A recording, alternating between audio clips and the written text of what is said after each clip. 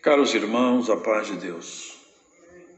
O ser humano foi dotado por Deus do direito de fazer escolhas, sendo este livre-arbítrio uma característica permanente, indelével, de toda a criação inteligente, tanto dos anjos quanto dos homens. Essa é a razão de existirem salvos e perdidos. É inegável que o Senhor Deus não deseja que os homens se percam. Antes, pelo contrário, deseja que eles se arrependam de seus maus caminhos e se convertam, conforme está escrito. Quer que todos os homens se salvem e venham ao conhecimento da verdade. 1 Timóteo 2,4. E nos mandou pregar ao povo e testificar que ele é o que por Deus foi constituído juiz dos vivos e dos mortos. A este dão testemunho todos os profetas de que todos os que nele creem receberão o perdão dos pecados pelo seu nome. Atos 10, 42 e 43. Precisamente por causa da prática do livre-arbítrio é que houve a separação do homem com Deus. Essa queda horrível aconteceu pela desobediência de Adão e Eva, quando deram ouvidos à serpente e foram expulsos do Éden. Tal corrupção se estendeu sobre todos os homens, vindo todos a morrer. A partir daí, as forças do mal prevaleceram, mantendo o ser humano subjugado à ação das trevas e do pecado. Esse domínio da iniquidade sobre todos persistiu até a vinda de Jesus Cristo, quando, então, foi realizada a expiação dos pecados e a reconciliação com Deus, capacitando assim os cristãos com poder e autoridade sobre todas as forças contrárias ao bem e dando a eles direito aos dons e às virtudes do Espírito Santo. Deus deseja que todos se arrependam, mas não os obriga a isso, deixando-os livres para decidirem. 2 Coríntios 3, 17. Por isso está escrito: se confessarmos os nossos pecados, Ele é fiel e justo para nos perdoar os pecados e nos purificar de toda injustiça. 1 João, primeira epístola de João 1, 9. Portanto, eu vos digo, todo pecado e blasfêmia se perdoará aos homens, mas a blasfêmia contra o Espírito não será perdoada aos homens. Mateus 12, 31. Portanto, todo aquele que peca e se arrepende e muda seus caminhos, não permanecendo na iniquidade, pode alcançar o perdão divino. 1 João 1,9. Nesse contexto, segue uma explicação resumida relativa à eleição celestial, a qual devemos compreender, em primeira instância, como sendo coletiva, ou seja, referindo-se à Igreja cristã, fiel e universal, também figurativamente conhecida como o corpo de Cristo, a qual é eleita incondicionalmente. Não obstante disso, a eleição do ser humano enquanto indivíduo acontece somente quando o crente passa a professar o cristianismo pela fé, se tornando parte integrante do corpo de Cristo, a Igreja. Atos 20, 28. Pela fé, o cristão recebe o Espírito Santo, que o assiste e o fortalece, habitando nele, tornando-o parte integrante do corpo de Cristo e fazendo dele um eleito. A partir deste ponto, sucedem responsabilidades recíprocas nessa eleição, tanto de Deus para com o fiel, quanto do fiel para com Deus. Romanos 8, 29 e Pedro 1, 1 a 11. Está escrito: todavia o fundamento de Deus fica firme, tendo este selo: o Senhor conhece os que são seus. E qualquer que profere o nome de Cristo, aparte-se da iniquidade. 2 Timóteo 2,19.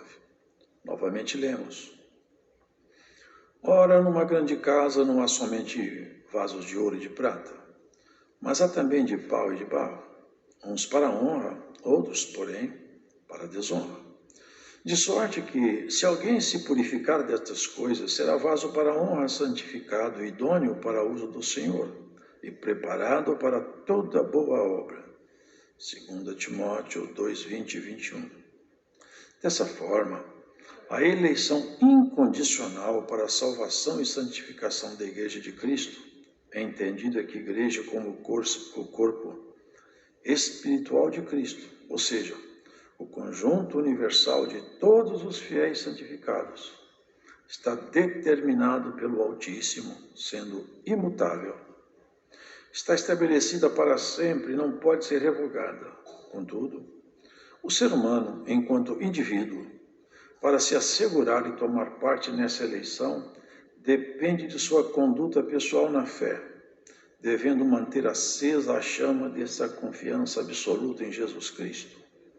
Para isso, necessita permanecer em união com Cristo, sem se desviar, preservando a condição de membro vivo desse corpo espiritual. Essa verdade doutrinal se assenta no ensino bíblico, pois a Santa Escritura nos mostra basicamente duas possibilidades de apostasia, quer dizer, afastamento, apostasia, desvio. A doutrinária, pela negação dos ensinos de Cristo e ou de qualquer dos apóstolos. E a apostasia moral, quando o cristão regressa ao pecado, não se arrependendo e não retornando a uma vida casta e pura, se fazendo escravo da iniquidade. Isaías 29, 13, Mateus 23, do 25 ao 28, Romanos do 6, 15 a 23 e Romanos do 8, 6 a 13. O desígnio eterno de Deus para com a sua igreja é que sejamos retos de moral, que tenhamos um caráter sem mancha, que sejamos limpos de mãos e puros de coração, que sejamos incensuráveis e santos. Romanos 8, 14, Gálatas 5, 16 a 25. Para tanto, para sermos achados inculpáveis perante Deus, deveremos nos manter constantes e seguros na fé, sem nos movermos de nossa bendita esperança do Evangelho. Colossenses 1, 22 e 23. A força que vence a iniquidade e leva à santificação vem do Senhor. A nós pertence a escolha, a vontade, o desejo e a busca em servir de coração sincero. A operação das obras santas provém do Espírito Santo. As Santas Escrituras nos ensinam que a condenação eterna resulta exclusivamente das más escolhas humanas, com suas inclinações orientadas para o pecado, sem arrependimento genuíno, não experimentando eles em si mesmos o efeito maravilhoso da restauração proporcionada pelo perdão oferecido no sacrifício de Jesus Cristo em nosso lugar. Dessa forma, a perdição humana não é uma determinação seletiva, uma sentença discriminatória lançada sobre um grupo específico de pessoas. Antes, pelo contrário, é resultado das escolhas de vida feitas por cada indivíduo, não se configurando jamais numa resolução inabalável, sinistra e irrevogável do Altíssimo sobre um conjunto pré-determinado de seres humanos marcados para serem condenados. Contudo, importa ressaltar que para ser salvo não basta uma simples confissão de fé. Não adianta o crente dizer que crê em Jesus e afirmar que Cristo é seu Senhor, levando uma vida dissociada da santidade.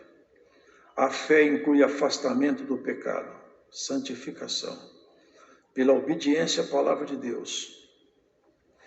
Ela se expressa num dado momento na vida do cristão, quando da aceitação de Cristo Jesus como único e todo o suficiente Salvador, e deve seguir a vida inteira crescendo e se firmando no coração do convertido.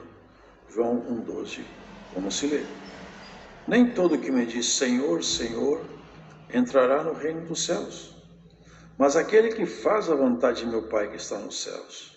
Muitos me dirão naquele dia, Senhor, Senhor, não profetizamos nós em teu nome?